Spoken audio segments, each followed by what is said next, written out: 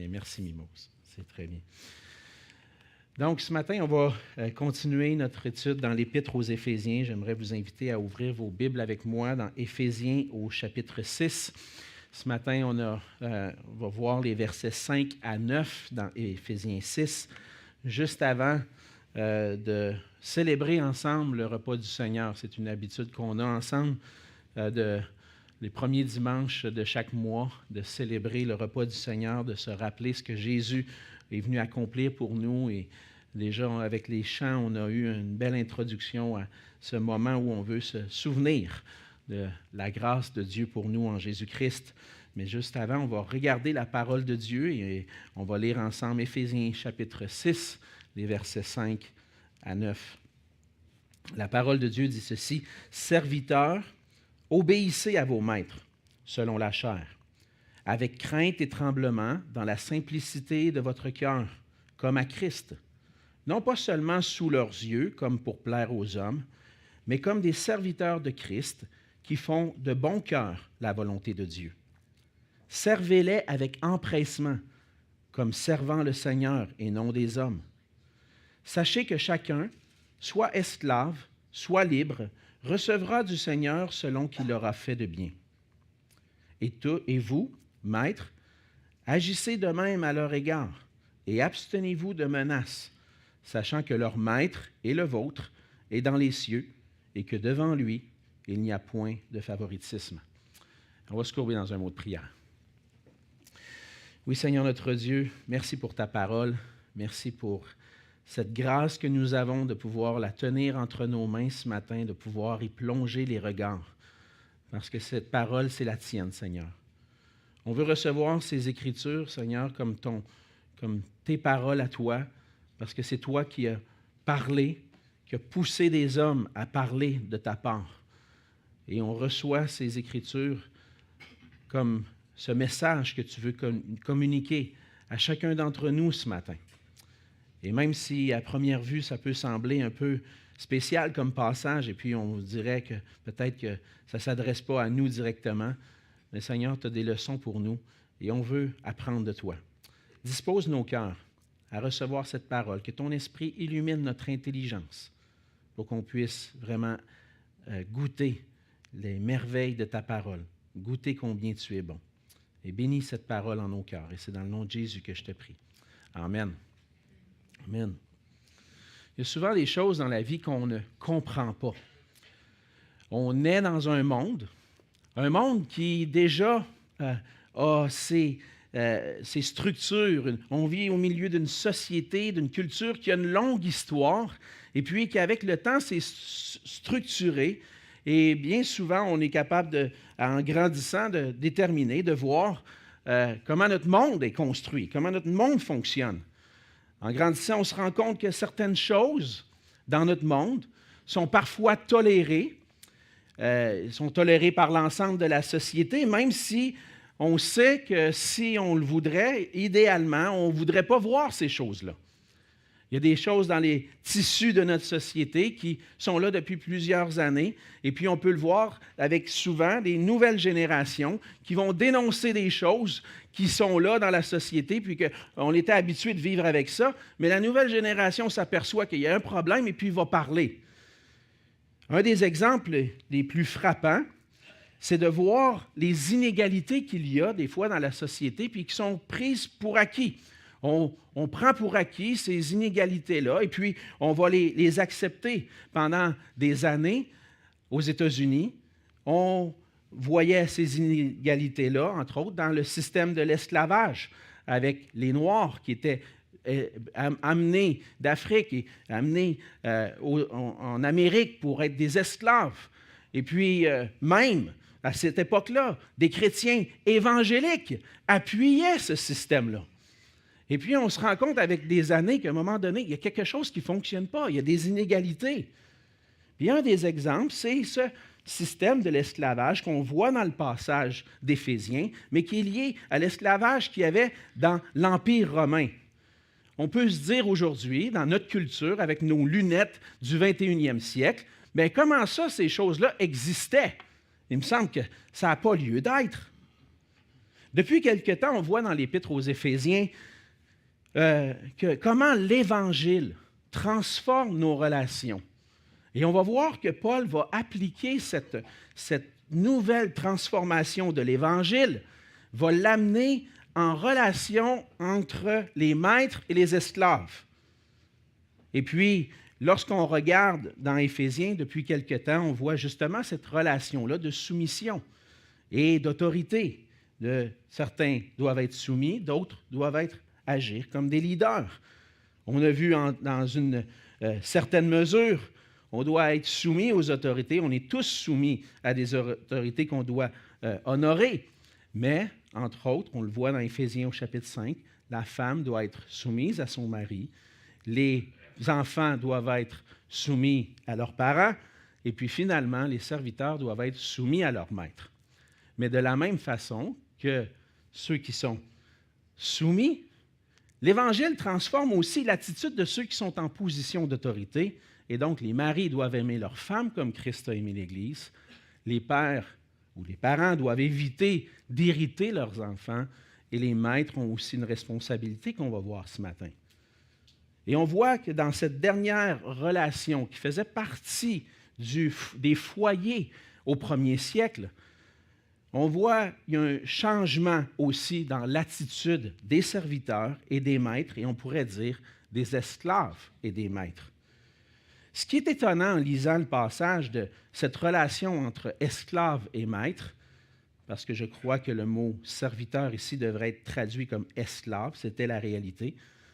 Ce qui est étonnant, c'est que Paul n'est pas en train d'encourager ou de décourager ce système-là qui était en place, mais plutôt cherche à enseigner les chrétiens qui vivent au milieu de circonstances semblables. Et certains commentateurs vont remettre en question est-ce que Paul était vraiment inspiré de Dieu, il n'a pas à remettre en question ces structures-là.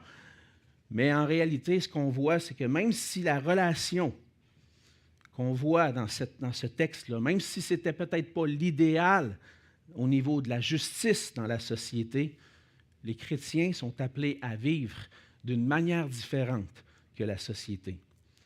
Et même si cette relation n'existe plus vraiment dans notre époque, on voit à travers ce passage-là des principes qu'on peut appliquer à notre époque aujourd'hui. Et ce matin, on va voir ensemble que l'Évangile transforme nos cœurs pour que nous fassions toutes choses dans le but d'obéir et de servir le Seigneur. Alors, comment, en tant que chrétien, on doit agir dans les positions que le Seigneur nous donne dans notre société? On voit premièrement qu'on doit être soumis à ceux qui sont en position d'autorité, comme au Seigneur. C'est ce qu'on voit dans les versets 5 et 6. Le système social romain permettait de posséder des esclaves. On estime qu'environ 10% de la population de l'Empire étaient des esclaves. Mais à Éphèse en particulier, le nombre était un peu plus grand. On estime que c'était près de 30% de la population qui était esclave. Et ce n'était pas exactement le même système que l'esclavage qu'on a connu au 18e, au 19e siècle en Grande-Bretagne et aux États-Unis, où le système d'esclavage était fondé sur la race. Dans le système romain, les gens pouvaient choisir de devenir esclaves par nécessité économique. Parfois, avec la difficulté économique, c'était peut-être mieux d'aller servir un maître et puis qui va prendre soin de nous, puis on va travailler pour lui. Ou d'autres situations, c'était peut-être par la guerre, des fois par l'enlèvement ou même par la naissance, on devenait esclave. Donc, ce n'était pas nécessairement basé sur la race, mais dans la société romaine, on pouvait devenir esclave. Et il pouvait même y avoir des esclaves qui allaient monter en échelon dans ce système-là. Certains étaient des docteurs, certains étaient des tuteurs, certains devenaient des gestionnaires. On voit souvent dans les paraboles de Jésus des serviteurs à qui le maître va confier quelque chose, une grande responsabilité. Bien, les esclaves étaient un peu dans ce sens-là. Mais dans le système romain, il y avait aussi des abus horribles de la part de certains maîtres qui avaient le droit, en réalité, sur la vie de leurs esclaves. Et Paul doit adresser ce type de relation-là dans les foyers parce que en Jésus-Christ, comme on l'a vu, il n'y en a plus de murs qui nous séparent. Il n'y en a plus de différence. Paul va dire aux Galates, il n'y a plus ni esclave, ni libre, ni homme, ni femme. Donc, en réalité, ce qu'il est en train de dire, c'est que dans le Seigneur, ces divisions-là qu'on voit dans notre société disparaissent. Et là, qu'est-ce que ça pouvait amener dans la tête d'un esclave? De savoir que devant Dieu, il est exactement égal à son maître. Oh, pas obligé d'obéir à lui. Je suis libre maintenant en Jésus-Christ. On est tous égaux. Et puis, vous pouvez avoir l'attitude de dire, moi, je n'ai pas besoin de le servir. Ou, je vais le servir quand il est là. Et puis, quand il n'est pas là, je suis libre. Je suis en Jésus. Et la même, de cette façon-là, certains pouvaient peut-être profiter du fait d'être un chrétien maintenant. Il n'y a plus de barrière qui nous sépare. Je peux faire comme je veux, je ne suis plus obligé d'obéir à mon maître. Mais on voit que Paul, ce n'est pas comme ça qu'il voit les choses. La réalité, c'est qu'en Jésus-Christ, on est une nouvelle communauté, il n'y a plus de distinction. Mais Paul dit, en 1 Corinthiens 7, il demande aux chrétiens de respecter l'état dans lequel ils sont venus à Christ. On lit ceci dans Éphésiens 7, ça n'existe pas. 1 Corinthiens 7, les versets 20 à 22, que chacun demeure dans l'état où il était lorsqu'il a été appelé. As-tu été appelé étant esclave? Ne t'en inquiète pas. Si tu peux devenir libre, profites-en plutôt. Car l'esclave qui a été appelé dans le Seigneur est un affranchi du Seigneur. De même, l'homme libre qui a été appelé est un esclave de Christ. Fait que tu peux dire, je suis libre en Jésus. Mais attends, tu es devenu l'esclave d'une autre personne. Tu es devenu l'esclave de Christ. Mais la leçon, c'était, demeure dans l'état où tu es. Si jamais tu as la possibilité d'être libre, profites-en. Mais ça ne devrait pas être quelque chose que tu recherches à tout prix. En réalité, dans la structure de la société, tu es venu au Seigneur en tant qu'esclave, reste dans cet état-là. Et puis maintenant, agis comme un chrétien dans cet état-là. Et pour cela, les chrétiens esclaves, Paul va leur dire, obéissez à vos maîtres selon la chair, vos maîtres sur la terre. Et il dit avec crainte et tremblement, dans la simplicité de votre cœur. L'expression crainte et tremblement, on le voit à plusieurs reprises dans le Nouveau Testament, c'est une expression qui revient. Ça ne voulait pas nécessairement dire qu'on va obéir par peur, mais plutôt une expression qui signifiait la soumission. Je vais me soumettre. J'ai un maître, je suis un esclave, je vais respecter cet ordre-là et je vais me soumettre. Avec crainte et tremblement, voulait simplement dire, humblement, je vais respecter cet ordre-là et je vais me soumettre à mon maître.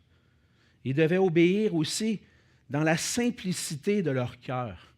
Ça veut dire avec un cœur sincère, humble, volontaire. Maintenant, je suis en Jésus-Christ, je suis libre, mais j'appartiens à un maître et je suis son esclave et je vais honorer mon maître. Simplement, dans l'humilité, je vais accepter que c'est comme ça qu'on est structuré présentement, puis je vais obéir à mon maître. Et le Seigneur et Paul va aller un petit peu plus loin, c'est le Seigneur qui parle aussi à travers ça. Il va dire, obéissez à vos maîtres dans la simplicité de votre cœur, comme à Christ.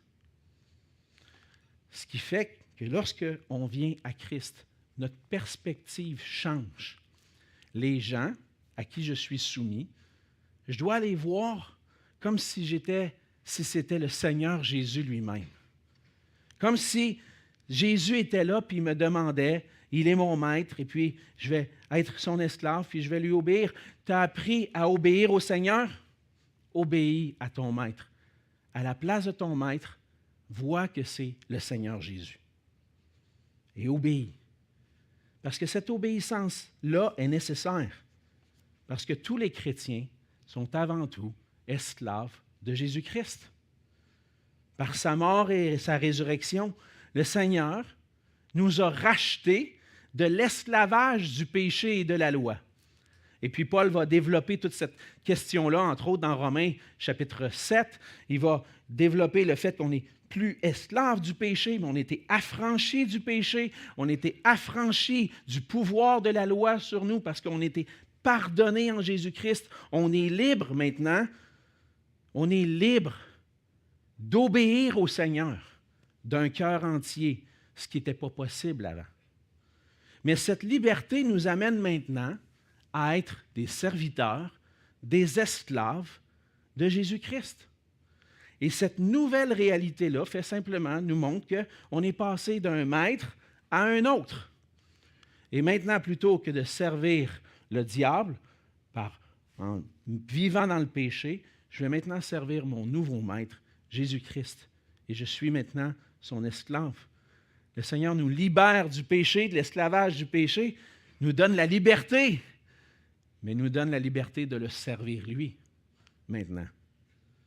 Et dans cette section d'Éphésiens, comme esclaves de Jésus-Christ, on apprend pour nous qu'on doit obéir à ceux qui sont en position d'autorité comme on obéit au Seigneur. On doit avoir un bon cœur, sincère, humble, qui va représenter Jésus-Christ en acceptant la position que le Seigneur m'a donnée dans notre structure sociale. L'esclavage n'existe plus. Par contre, on peut tirer de ce passage-là des principes.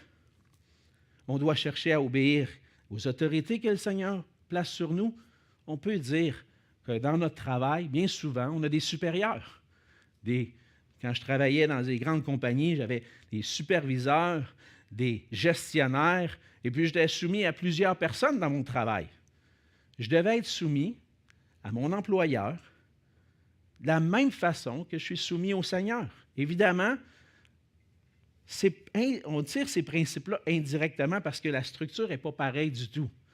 Je peux, n'importe quand, dire à mon employeur, « Ça ne me tente plus, je te remets ma démission, m'en va travailler ailleurs. » Ce n'était pas comme ça dans l'Empire romain. Ce n'était pas de cette façon-là. Mais de toute façon, si je veux conserver mon emploi, puis faire prospérer l'entreprise, puis travailler, puis que ça fonctionne, je n'ai pas le choix. Je dois me soumettre à mes supérieurs au travail. Je dois faire le travail. La même chose à l'école. Le Seigneur place des maîtres, des maîtresses, des enseignantes, des enseignants au-dessus. Et puis, il me demande de faire un travail. Il me demande de faire un devoir. Je ne comprends pas pourquoi il me demande de faire ça. Ah, pas une autre recherche. Ah, il me demande d'écrire un texte sur tel sujet. M'intéresse pas, moi, ça. Je ne veux pas écrire ça. Qu'est-ce que tu veux que j'écrive? Pourquoi il nous demande ça? Moi, je ne le fais pas, le devoir. Hein? On a tous fait ça.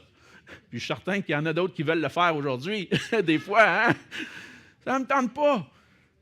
Mais, dans notre société, le Seigneur a permis que, nous, en tant que jeunes, on va à l'école, puis on est obligé d'aller à l'école, puis on a des professeurs à qui on doit répondre.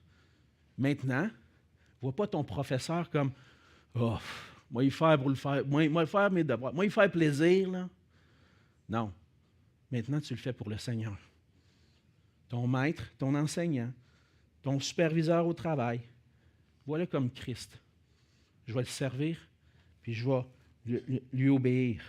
Évidemment, on s'entend, notre obéissance a une limite jusqu'au point où nos professeurs ou peut-être même nos superviseurs, nos employeurs nous demanderaient d'aller à l'encontre de ce qui est demandé dans les Écritures.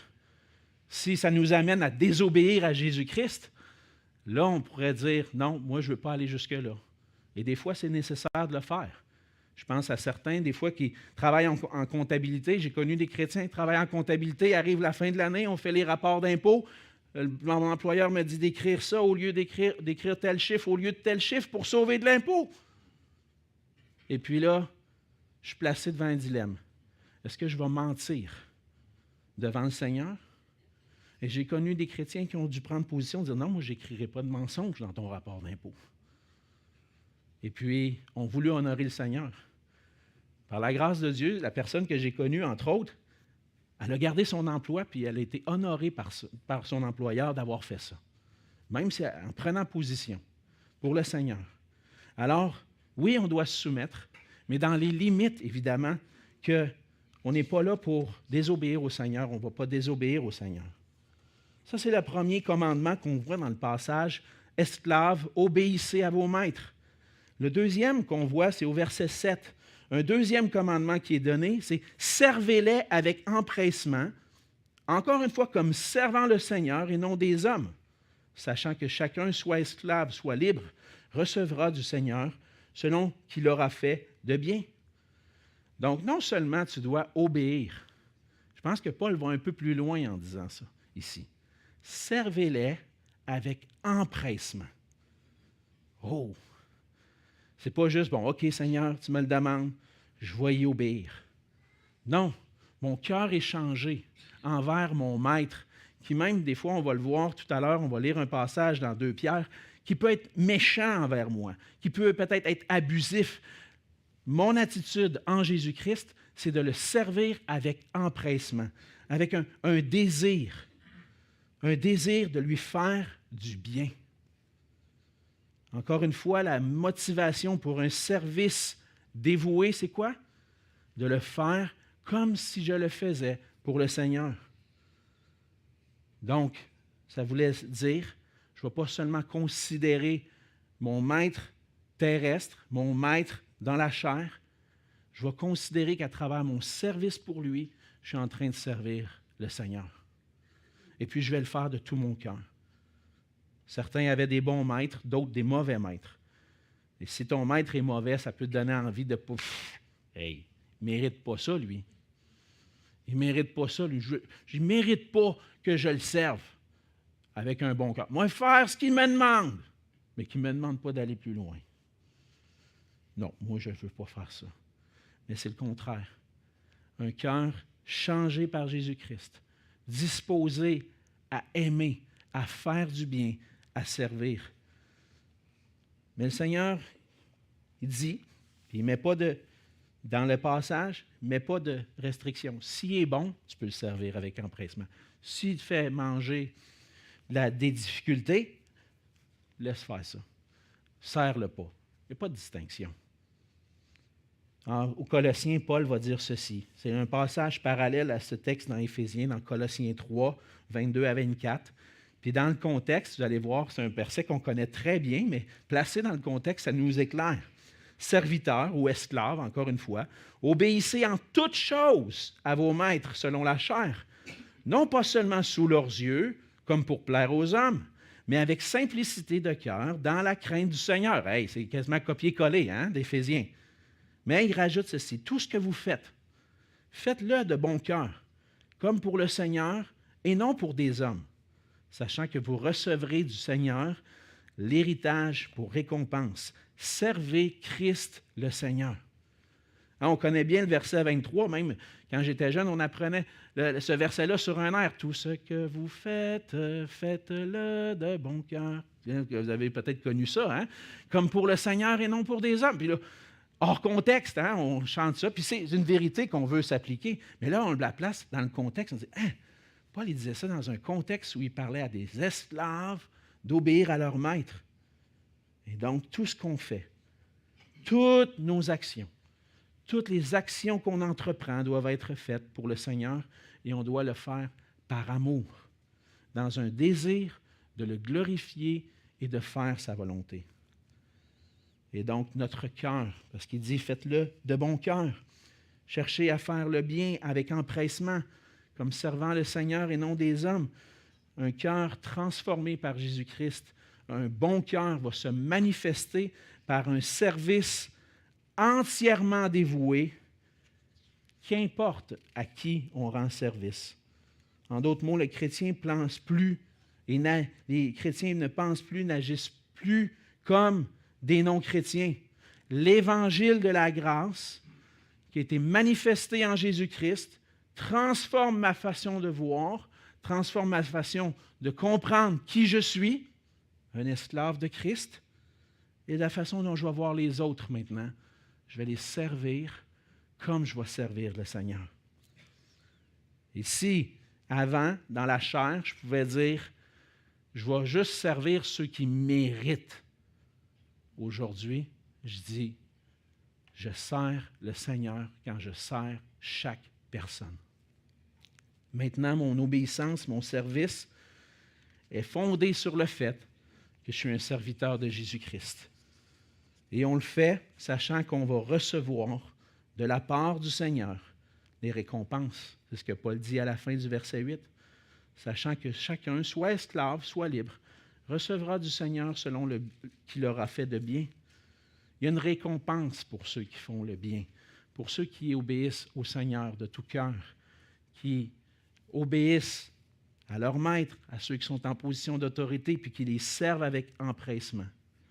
Peut-être qu'il y a des injustices dans ta situation. Peut-être qu'il y a des personnes au-dessus de toi qui ne méritent pas que tu sois en train de les aimer et de les servir. Un chrétien apprend à s'en remettre au Seigneur pour ça. Le Seigneur va récompenser et juger aussi. Un jour, si tu vis des injustices présentement, puis que tu as beau parler, puis que ça ne fonctionne pas, un jour, le Seigneur va s'occuper des injustes. Alors, on s'en remet au Seigneur. Et en considérant l'exemple de Christ, maintenant, tout ce qu'on fait, on le fait pour le Seigneur. Et donc, mon attitude, ça change toute mon attitude. Si ton employeur te demande une petite tâche de plus, qui n'est pas dans ta description de tâche. Oh non, moi, ce n'est pas dans ma description de tâche. La convention collective dit ça. Je ne touche pas à ça. Ce n'est pas l'attitude d'un chrétien. Évidemment, on veut éviter toutes les formes d'abus, puis des fois, on a besoin, on a le droit d'échanger. Mais si mon employeur me demande d'aller aider pour quelque chose, puis qu'il me le demande à moi, puis même si ça ne fait pas partie de ma description de tâche, comme chrétien, je dois le servir comme si je servais Jésus-Christ. Si j'ai un cœur dévoué, si j'ai un cœur entier pour le Seigneur, demandez-moi ce que vous voulez, je vais vous aider. C'est un peu ça, hein? Un cœur entier. Puis on considère ce que Christ a accompli pour nous lorsqu'il est venu pour nous servir. Qu'est-ce qu'il a fait? Il est venu pour servir et donner sa vie en rançon pour nous. Notre modèle de serviteur, c'est Jésus-Christ qui est allé jusqu'au bout. Et lorsqu'on est appelé à servir des gens en position d'autorité, on doit le faire avec empressement, comme on sert le Seigneur. Et finalement, Paul va donner des instructions non seulement à ceux qui sont soumis, mais aussi à ceux qui sont en position d'autorité, au maître, au verset 9. Et il va dire, agissez de même à leur égard. Agissez de même. Ça veut dire que les maîtres doivent agir de la même façon que les esclaves. Oui. Comment? Bien, ils doivent les diriger comme si c'était le Seigneur Jésus. Imaginez-vous. Il n'y a plus de barrière dans l'Église. Hein? Puis là, je donne l'exemple d'un apôtre Paul qui doit travailler pour quelqu'un dans l'Église. Le dimanche, puis dans la semaine, bien souvent, il apporte l'enseignement, c'est lui qui est en position d'autorité. Maintenant, il travaille pour quelqu'un dans l'Église, qu'est-ce qu'il fait? Il va obéir à celui qui l'a employé. Et là, on voit les différences. Imaginez-vous si c'était Jésus, votre esclave. Peut-être que tu es en position d'autorité. Imagine-toi que c'est Jésus. Comment tu vas traiter les personnes qui sont autour de toi si tu les traites comme Jésus? Hey! Seigneur Jésus, il a travaillé sur la terre. Hein? Il avait toute la puissance, il avait tous les droits, il avait tous les droits. Mais qu'est-ce qu'il a fait? Il était soumis à ses parents. Il a travaillé pour son père, je suis à peu près certain. Hein? Il y en a qui disent « Mon sauveur était un charpentier ». Je pense que c'est vrai. Il a appris le métier. Il était soumis. Et donc, nous aussi, comme maîtres, comme ceux qui sont en position d'autorité, on doit agir envers ceux qui sont sous notre autorité, sous notre responsabilité, comme on agirait avec le Seigneur. Et donc, tout ça pourquoi? Parce que, devant Dieu, il n'y a pas de favoritisme. Il n'y a pas... Et les deux, vous partagez le même maître. Vous servez tous les deux le même maître. Tu es soumis à une autorité ou celui qui est en position d'autorité dans l'Église, on est tous en train de servir le même maître. On est tous en train de servir le Seigneur. Et les maîtres devaient pour cela s'abstenir de menaces. Les maîtres pouvaient menacer leurs esclaves de toutes sortes de façons, à travers des châtiments physiques. Même des fois, il y avait des familles, des esclaves, les familles des esclaves, en menaçant de vendre ses enfants à un autre maître ou de vendre sa femme à un autre. Ils pouvaient faire des menaces, même il y avait des menaces peut-être de mort. Le Seigneur, Paul dit, en tant que maître, maintenant, vous arrêtez ces menaces-là. Vous montrez de bon cœur, un bon cœur envers ceux qui vous sont soumis. Et l'ordre que le Seigneur a placé et la position dans laquelle le Seigneur place certains en position de leadership, ce n'est pas un billet pour abuser des autres. C'est plutôt un appel à leur faire du bien. Maintenant, si le Seigneur m'a placé dans une position de leader, mon appel, c'est d'être en train de faire le bien de ceux qui sont sous ma charge. Et puis, l'Évangile fait de toi un leader, il fait de toi un leader différent de ceux du monde. À cause de Christ, on est là pour aimer et servir. Comme responsable, on doit agir parce que devant le Seigneur, on doit agir de cette façon, parce que devant le Seigneur, tous sont égaux. À la fin du verset 9, le Seigneur ne fait pas de favoritisme. Et puis, on aura tous à rendre compte. Dans la structure sociale, peut-être qu'il y a des différences, mais dans la réalité devant Dieu, il n'y en a pas. Et on va avoir à rendre compte. Et on a besoin de traiter avec valeur tous ceux qui ont été créés à l'image de Dieu. Mon prochain, je vois en lui de la valeur. Je suis là pour lui, pour son bien. Et on aura à rendre compte de nos actions. Alors le Seigneur va nous juger selon l'attitude de notre cœur. Et c'est pour ça qu'on doit absolument s'efforcer de vivre l'Évangile, de vivre à la ressemblance de Jésus-Christ. Parce que l'Évangile, comme on a vu, transforme nos cœurs pour qu'on fasse toutes choses dans le but d'obéir et de servir le Seigneur. Ceux qui sont en position, qui ont des autorités sur eux, et c'est chacun d'entre nous, on doit être soumis à ceux qui sont en position d'autorité comme au Seigneur. On doit servir ceux qui sont en position d'autorité comme on sert le Seigneur. Et ceux qui sont en position d'autorité doivent agir avec bienveillance envers ceux qui leur sont soumis. Et l'Évangile transforme notre vie pour qu'on agisse plus comme le monde dans nos relations, mais qu'on puisse refléter Jésus-Christ. Et maintenant, en Jésus-Christ, le Seigneur fait de nous, peu importe notre position, des instruments de bénédiction pour les autres. C'est notre appel maintenant. On doit aimer et servir comme on servirait le Seigneur. Et quand on exerce l'obéissance, le service, la bienveillance, on le fait au Seigneur.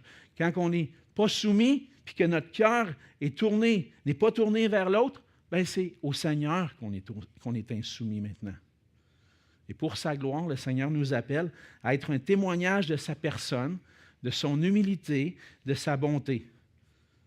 Et si on aime ceux qui sont en position d'autorité malgré leurs péchés et leurs faiblesses, on est en train de refléter Christ.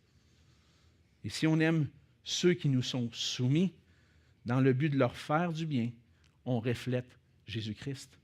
On manifeste sa gloire. Et c'est ma prière que le Seigneur puisse transformer nos cœurs à chacun d'entre nous, peu importe la structure, où on est dans la structure de la société, pour que tout ce qu'on fasse, on le fasse pour lui et pour sa gloire. Prions. Seigneur notre Dieu, merci pour ta parole.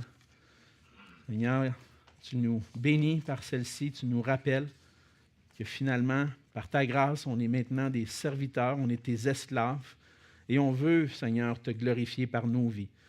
Seigneur, merci pour cette grâce que tu nous as manifestée, et merci pour la joie que nous avons de t'appartenir, parce que te servir, c'est la plus grande liberté qu'on peut jamais avoir. Aide-nous, Seigneur, à faire toutes choses de bon cœur pas pour bien paraître, pas seulement pour les hommes, mais pour toi. Que tu puisses être le premier et tu prennes toute la place dans nos vies pour que tout ce qu'on fait puisse te glorifier. C'est en Jésus que je te prie. Amen.